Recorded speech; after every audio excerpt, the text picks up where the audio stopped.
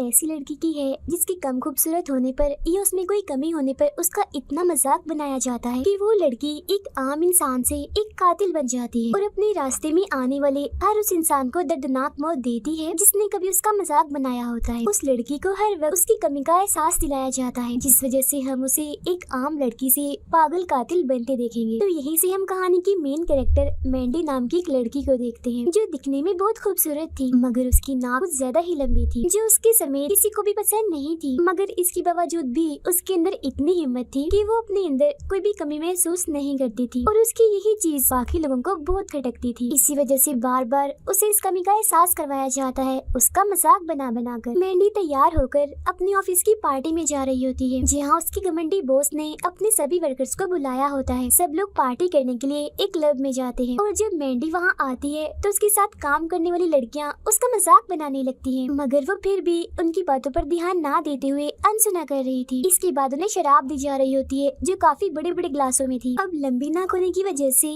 मैंडी उस वेट्रेस से कहती है कि आप ऐसा करें, मेरे लिए शराब छोटे ग्लास में ले आएं, ऐसे मुझे पीने में मसला होगा। तो वेट्रेस बजाय उसकी बात सुनने के उसकी नाक पर हंसने लगती है और मजाक बनाते हुए कहती है कि मैडम यहाँ पर छोटे ग्लास होते ही नहीं है, अगर आपकी नाक लंबी है तो हम क्या कर सकते हैं, आपको इसमें ही पीना पड़ेगा। इतना कहकर वो यहाँ से चली जाती। अब इतनी बेइज्जती होने के बाद भी मैंडी एकदम शांत होती है और खुद को संभालते हुए जैसे वो बड़े ग्लास से शराब पीने लगती है तो तभी उसकी दोस्त मजाक मजाक में उसके सर पर मार देती है, जिससे शराब मैंडी के कपड़ों पर गिर जाती है, जिसे साफ करने वो वॉशरूम में चली जाती है। तो वहाँ भी उसके साथ काम करने वाली बाकी लोग आकर उसका मजाक बनाने लगते हैं Fucking bitch.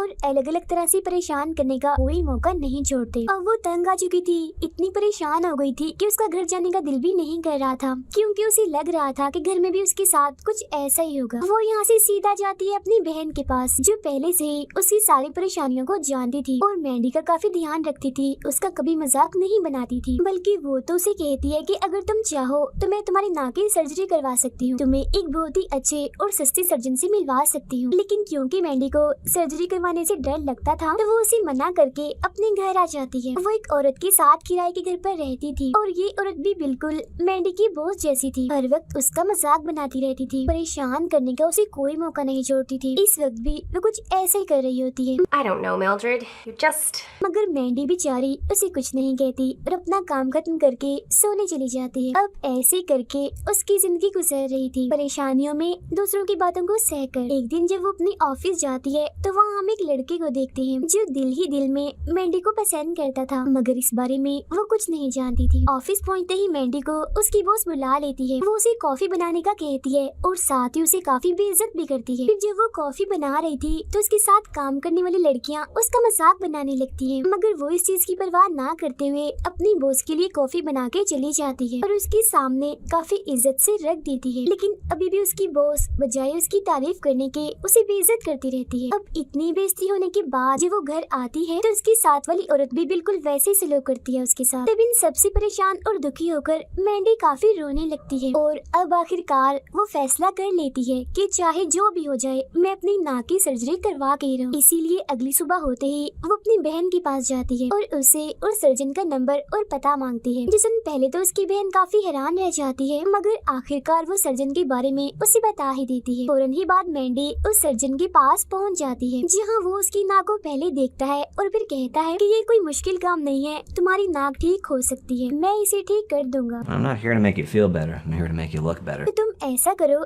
सर्जरी के लिए रात को आ जाओ। तब ये सुन वो काफी खुश हो जाती है और घर आकर रात होने का इंतजार करने लगती है। अब यहाँ हमें उस सर्जन के बारे में पता चलता है कि वो कोई डॉक्टर या डिग्री वाला सर्जन नहीं है, बल्कि ये सब तो वो गैर कानूनी तरीके से कर रहा होता है। अब रात होते ही जैसे ही मैंडी उसके पास पहुँचती है तो इस वक्त वो नशा कर रहा होता है, लेकिन ये उसका रिकॉर्ड बन गया था कि चाहे जैसी भी सर्जरी हो हमेशा उसने कामयाब की थी, किसी भी सर्जरी में कभी भी वो नाकाम नहीं हुआ था। अब मैंडी को बेड पर लिटाकर पूरे दिल से उसकी सर्जरी करने में लग जाता है। वो उसे बेहोशी का इंजेक्शन देकर अपना काम शुरू करता है, मगर तभी इधर दो गुंडे आ जाते हैं और सर्जन को धमकाने लगते हैं। तब यहाँ हमें पता चलता है कि वो सर्जन नशा करने का बहुत आदी था, जिस वजह से वो काफी कर्जदार था। उन्हीं लोगों में ये बुरे लोग भी थे जिनसे कुछ पैसे सर्जन ने ले दे रखे थे और अब वो इसे अपने पैसे वापस लेने आए थे। सर्जन उन्हें कुछ पैसे देकर यहाँ से जाने का कहता है और ये भी कि बहुत जल्द मैं आपके सारे पैसे लौटा दूंगा, अभी इतने ही रखिए क्योंकि मेरे पास इससे ज्यादा नहीं है। मगर वो लोग उसकी बात नहीं सुनते क्योंकि वो तो उसे सबक सिखाना चाहते थे। उनमें से एक आदमी तो सर्जन को पकड़ लेता है जबकि दूसरा आता है मैंडी के पास जहाँ वो बेहोश पड़ी थी। उसे कुछ भी पता नहीं था कि उसके आसपास या उसके साथ क्या हो रहा है। वो आदमी उसके चेहरे पर से कपड़ा हटाकर उजार लेता है और खुद ही उसकी सर्जरी करने लगता है। हालांकि सर्जन उसे मना भी करता है मगर वो एक नहीं सुनता। वो एक चाकू लेकर उसकी पूरी नाक ही काट देता है जबकि दूसरा आदमी सर्जन को काफी बुरी तरह से मारता है। ऐसा करने के बाद दोनों यहाँ से चले जाते हैं। अब सर्जन जैसे तैसे खुद को संभालता है और मैंडी के पास आता है उसे देखने के लिए। जैसे ही वो उसके चेहरे पर से कपड़ा हटाता है तो वो डर जाता है, उसके होश उड़ जाते हैं क्योंकि उस गुंडे ने बड़ी अजीब तरह से उसकी नाक काट दी थी और तो वो नाक को अपने साथ ही ले गया था। ये देख सर्जन काफी डर जाता है और अपना सारा सामान पैक करके यहाँ से भाग जाता है। वो ये शहर ही छोड़ के जाने वाला था क्योंकि उसे ऐसा लग रहा था कि शायद मैंडी मर चुकी है और सुबह होते ही पुलिस उसे पकड़ लेगी। अब मैंडी को ऐसे ही बेहोश पड़े 2 दिन हो चुके थे। फिर जैसे उसे होश आती है तो वो सर्जन को आवाजें लगाने लगती है मगर जाहिर है वो तो यहाँ से जा चुका था, वो था ही नहीं। तो वो खुद ही वहाँ से उठकर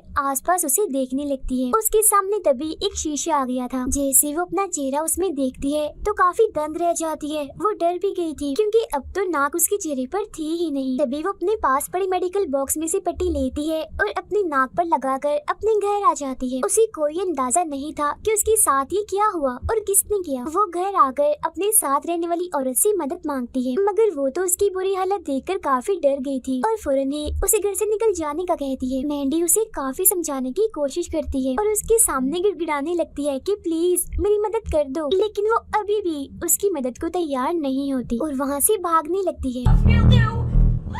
इस वजह से मैंडी को इतना गुस्सा आ जाता है कि वो चाकू उठाकर सीधा उसके पेट में घुसा देती है। उसे इतनी तकलीफ होती है कि मौके पर ही उसकी मौत हो जाती है। अब ऐसा करने से मैंडी को काफी मजा आया था क्योंकि ये औरत भी तो उसका मजाक बना रही। अपना बदला लेकर तो उसके सर पर जैसे खून सवार हो गया था। उसे सुकून मिल रहा था, साथ ही उन लोगों पर भी गुस्सा आ रहा था जिन्होंने मैंडी की जिंदगी को अजाब बनाया हुआ था, उसे परेशान कर करके उसका मजाक बना के। और उन पर भी जो उसकी इस हालत का जिम्मेदार थे। उन्हीं लोगों में वो अपनी बहन को भी समझ रही थी कि वो भी मेरी इस हालत की जिम्मेदार है क्योंकि सर्जन के पास उसे नहीं भेजा था और बेहोश होने की वजह से वो तो जानती ही नहीं थी कि उसकी ऐसी हालत कैसे हुई। इसीलिए वो सीधा अपनी बहन के घर जाती है जहाँ वो नहा रही थी। मैंडी उसे बेहोश कर देती है और फिर जैसे उसे होश आती है तो अपनी बहन को शीशा दिखाती है और कहती है, देखो आज मैंने तुम्हारा चेहरा भी बिगाड़ दिया, तुम्हारे चेहरे को काट कर जैसा तुमने मेरे साथ करवाया। ये कहती वो अपनी बहन के सर को पकड़कर घुमा देती है जिससे उसकी गर्दन की हड्डी टूट जाती है और फौरन ही उसकी मौत हो जाती है। ऐसा करने के बाद वो यहाँ से चली जाती है। अब क्योंकि उसने अपनी बहन और अपने साथ वाली औरत को मार दिया था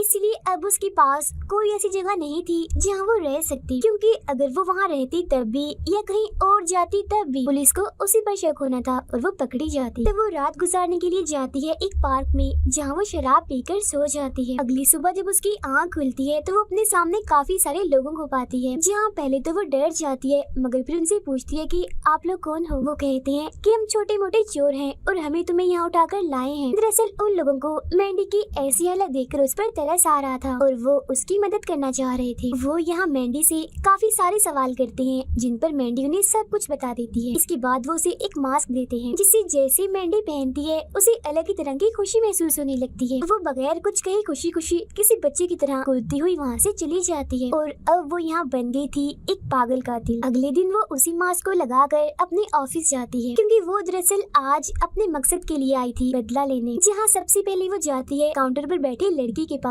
वो उसकी गले में पेन घुसाकर मार देती है। इसके बाद वो अपने सामने आने वाली एक वर्कर के चेहरे पर चाकू से कट मार देती है और बाद में उसे जान से ही मार डालती है। इसके बाद जैसे एक दूसरी वर्कर उसके सामने आती है तो सीधा वो चाकू उसके पेट में दे मारती है और उसे भी अपने रास्ते से हटा देती है। इसके बाद वो बाकी की वर्कर्स के पास जाती है सबक सिखाने जिन्होंने कभी उसका मजाक बनाया था।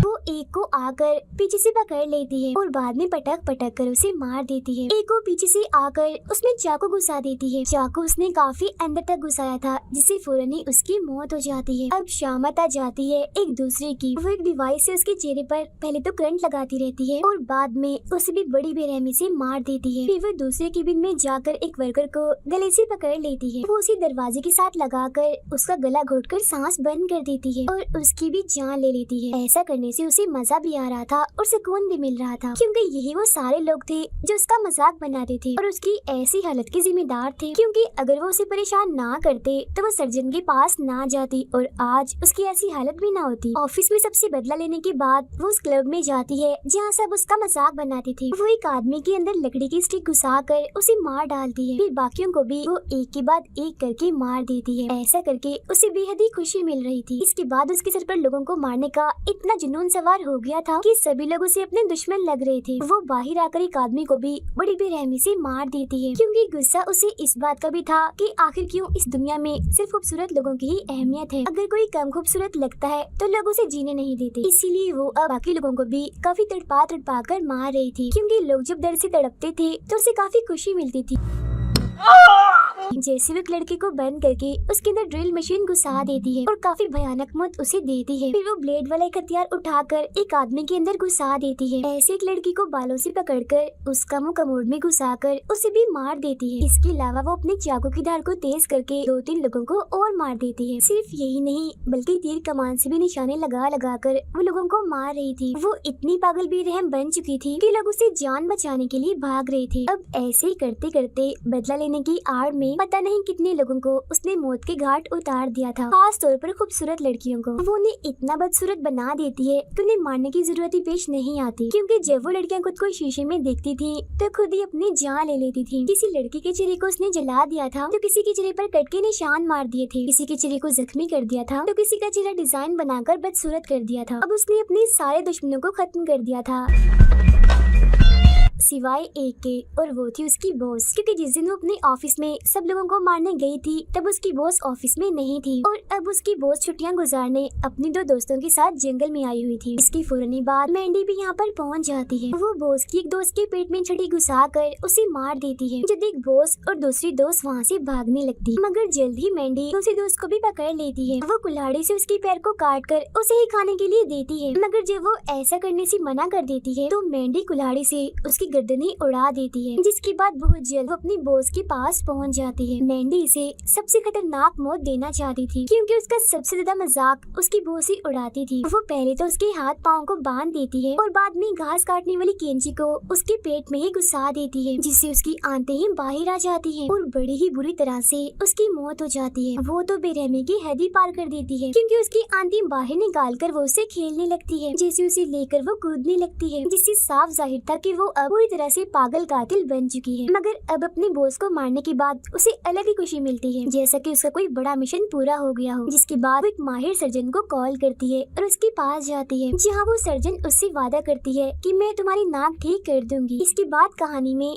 3 महीने गुजर जाते हैं, जहाँ मैंडी खुद को शीशे में देख रही थी और उसकी नाक अब काफी खूबसूरत लग रही थी, क्योंकि उस सर्जन ने उसकी कामयाब सर्जरी कर दी थी। अब ये देखकर तो उसकी खुशी का कोई ठिकाना ही नहीं रहता, क्योंकि उसकी एक कमी भी आज पूरी हो गई थी। जिसके बाद वो उसी लड़की के साथ शादी करके जिंदगी गुजारने का फैसला करती है जो उसे पसंद करता था, क्योंकि उसने मैंडी को उसकी बदसूरती में भी पसंद किया था। मैंडी खुशी खुशी उस लड़के के साथ चली जाती है। अब इस कहानी का कड़वा सच हमें ये पता चलता है कि बेशक कम खूबसूरत इंसान खुद को कमतर ना समझे, लेकिन सामने वाला इंसान उसका इतना ज्यादा मजाक बनाता है कि फिर उस इंसान को अपने अंदर वो खामी, वो खराबी नजर आने लगती है। फिर जब वो इंसान अपने उस कमी को ठीक करने की कोशिश करता है और उसमें कामयाब नहीं हो पाता तो वो दूसरों की जान पर बन जाती है। जैसे मैंडी को उसे इतना परेशान किया गया था कि वो एक अच्छी लड़की से पागल कातिल बन गई और न जाने कितने लोगों की उसने जान ले ली। इसीलिए हमें भी इस इंसान की शक्ल सूरत को बुरा नहीं कहना चाहिए, क्योंकि उसका अंजाम हमारे लिए कभी भी बुरा हो सकता है। इसी मैसेज के साथ ही ये कहानी इधर ही खत्म हो जाती है।